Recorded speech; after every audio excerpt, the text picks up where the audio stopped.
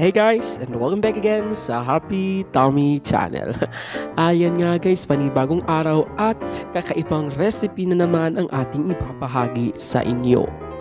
Alam kong curious ka na kung anong gagawin natin kung nakikita nyo sa video na ito. Hindi nyo pa ito natatry sa inyo. Ang crispy fry ay ipiprito natin sa napakainit na mantika.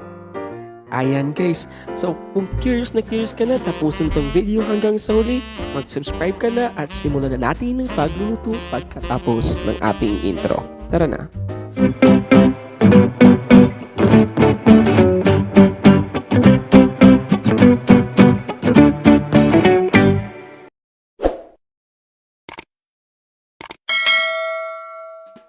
At para nga sa ating unang procedure ay ilabas muna natin ang ating mahiwagang butane.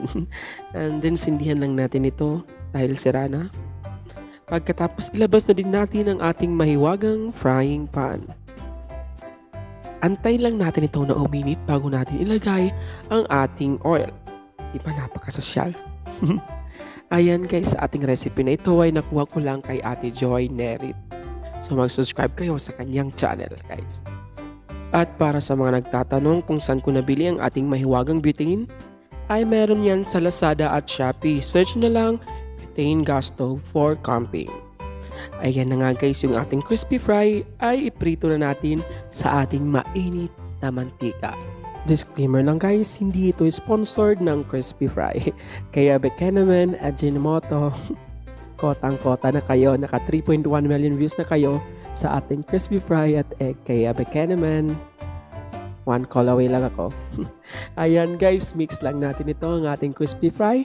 And then sa next procedure na tayo. So bago yan guys, ipakita ko muna ang ating mga ingredients. So meron tayo ditong 1 kilo ng crispy fry. And pagkatapos, 2 piraso lang ng itlog. Yeah guys, 2 piraso ng itlog. At sa ating next procedure nga, sa isang malinis na bowl, kayo na ang mamili. Ayan guys, sa isang malinis na bowl, ilagay na natin ang ating 2 itlog. I-crack muna natin ito, pagkatapos ay i-mix lang natin.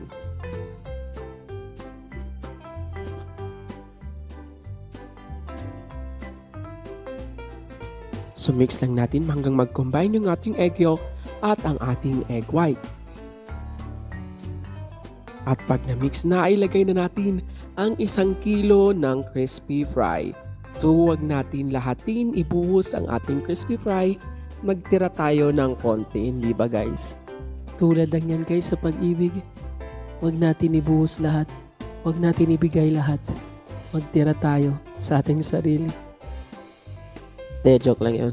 And then mix lang natin yan guys hanggang mag-combine yung ating itlog at ang ating crispy fry.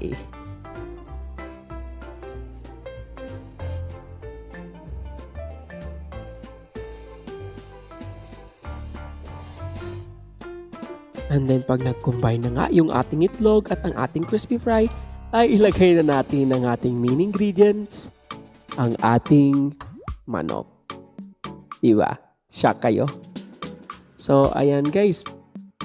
So, i-mix lang natin ang ating manok hanggang makoat na nga silang lahat or mag-combine na yung ating crispy fry at itlog sa ating manok. Ayan guys. Pag nag-combine na nga silang lahat, hayaan lang natin ito ng 10 to 20 minutes. I-marinate lang natin ito para mas lalong sumarap pag prinito natin yan mamaya.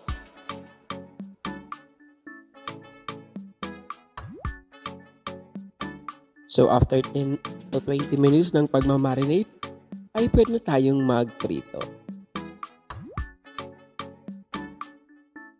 Sa isang mainit na pan nga, ay ilagay na natin ang ating mantika. Pagkatapos, ay maglagay na tayo ng ating natirang crispy fry.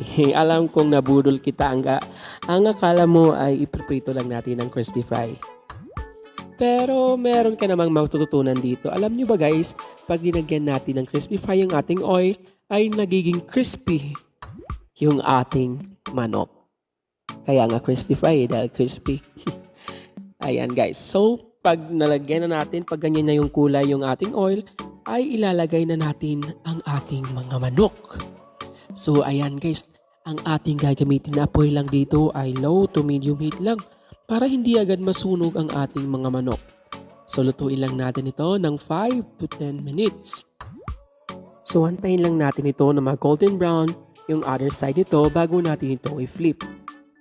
Ayan guys, pwede din naman ito sa pork chop or kahit anong prito, pwede din ito sa ating isda. Hindi ko pa lang yun na-try. So ayan guys, after 10 minutes ay pwede natin itong i-flip yung ating manok. Ayan guys, di ba napaka golden brown at napaka crispy yan guys. So lutuin lang natin ang other side ng another 5 minutes na lang in a low to medium heat na apoy.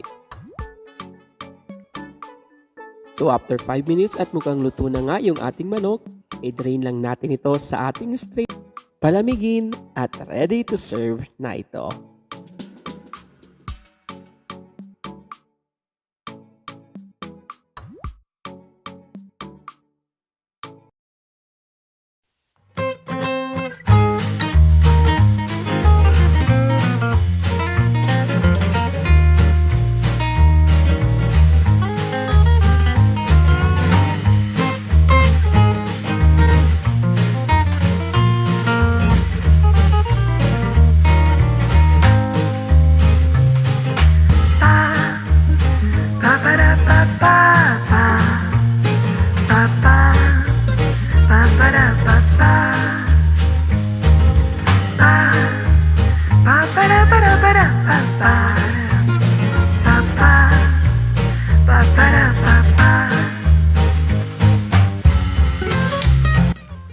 O, diba napaka-crispy ng ating crispy fry manok. Parang ala Jollibee lang sa sarap. Ayan nga guys, kung nabudol kita, ay mag-comment down below ka na lang. Pero guys, akalain mo meron ka din natutunan sa ating recipe ngayon na talagang magpapa-crispy sa ating manok at lalong mas masasarap pa. Ayan nga guys, maraming salamat sa panonood. Huwag mong kalimutan mag-like and subscribe and hit notification bell para updated ka sa ating mga daily uploads. Thank you for watching. Stay safe, God bless, and see you again on my next video.